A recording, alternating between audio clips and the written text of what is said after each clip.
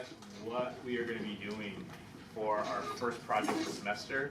And this is a very unique opportunity. It's super unique because it's not going to be like me teaching you what I know. I brought in a specialist. He's seriously like the best, one of the best artists I've ever met, if not the best artist. So let's give him a round of applause. Thank you. I appreciate it. And thanks for having me. My name is Andrew Freeman, and I am an artist and co-owner of Immortal Masks.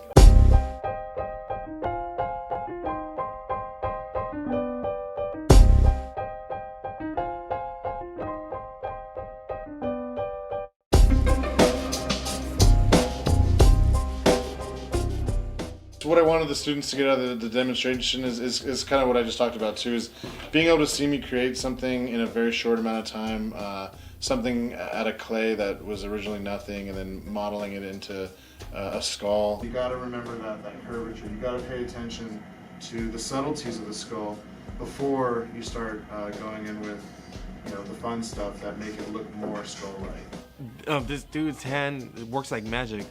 What it looked like was like he was like smacking a ball of clay, and when he turned the ball of clay around, it just became a skull, and it was like. In the demonstration, he was talking about a lot about anatomy and how it's really important to every aspect of art. I brought this skull just for my reference. One of the most important things to have when you're creating something is reference, if you're using reference, and whether that be your own design that you sit down and create something. For me, making masks is my favorite medium in art because I can create the mask on paper in a design and then sculpt it and mold it and paint it.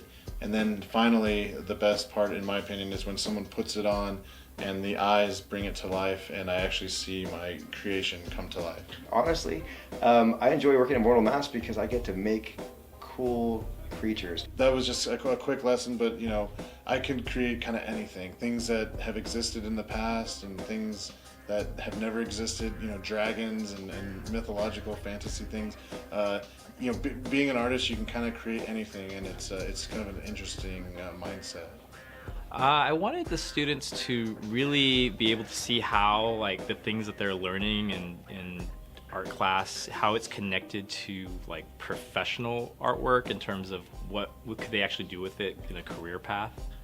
It's a rewarding thing, I feel like sculpting for me, it's creating something out of nothing, and having something, I could go in the shop in the morning, not have anything, and then by lunchtime or after lunch, there's something there, and people are already starting to talk about it. Andrew started Immortal Masks prior to me joining as a partner.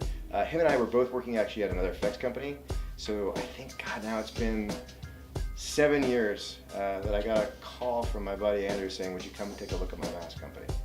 I started the company in my garage about 10 years ago, and I have a business partner, but I guess if we were to split up responsibilities, I'm kind of the creative leader of the company.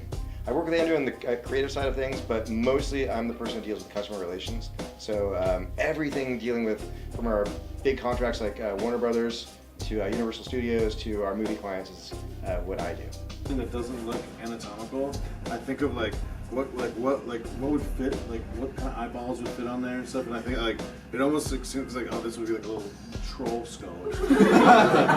I hope they enjoyed the lesson. I think maybe it could have been a little bit overwhelming perhaps. I know I do this a lot, so it's very natural to me. So I'm hoping that they were impressed and that they maybe a little bit inspired. I thought they reacted to the lesson very positively. I mean, it was they were very focused on everything that Andrew Freeman was saying. I think that it was really good for them to see how artist that was deep in his career, how he thinks about art and how they perceived it. And a lot of people seem to ask questions and stick around afterwards to just pick his brain a little bit. So I was really happy with that reaction. There's really no other concept like sculpting. He was talking about how if you don't like something on a sculpture, you can just rip it off and recreate it till you do like it. There's a lot of cool stuff on movies and TV and all that stuff, and even online? I've worked on the TV series Grimm. It was on NBC a few years ago. Bright, which is a Will Smith movie with orcs for Netflix. That was a lot of fun. The movie Battle for Los Angeles, I worked on that as a sculptor. Done music videos for the Black Keys. I was a painter on the film Hansel and Gretel Witch Hunters. Idols of mine like Mark Hamill and Noah Hathaway from The Never-Ending Story. Been fortunate enough to be in an industry that's put me in touch with and get to work with people that I admired when I was a kid.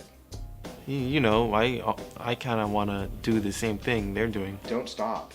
The thing I've noticed is this: is in the arts, or especially special effects, is right when it seems like it's the hardest, it becomes easier. If you're listening to this, then you're probably from Southern California, so that means you have a home court advantage. You know, a lot of the people that I work with in this industry come from all over the world, different countries and even different states in the U.S., specifically out here to Southern California to work in the film industry. So if it's something you want to do, definitely take advantage of the home court advantage and don't waste time. Start practicing and become good at whatever that is.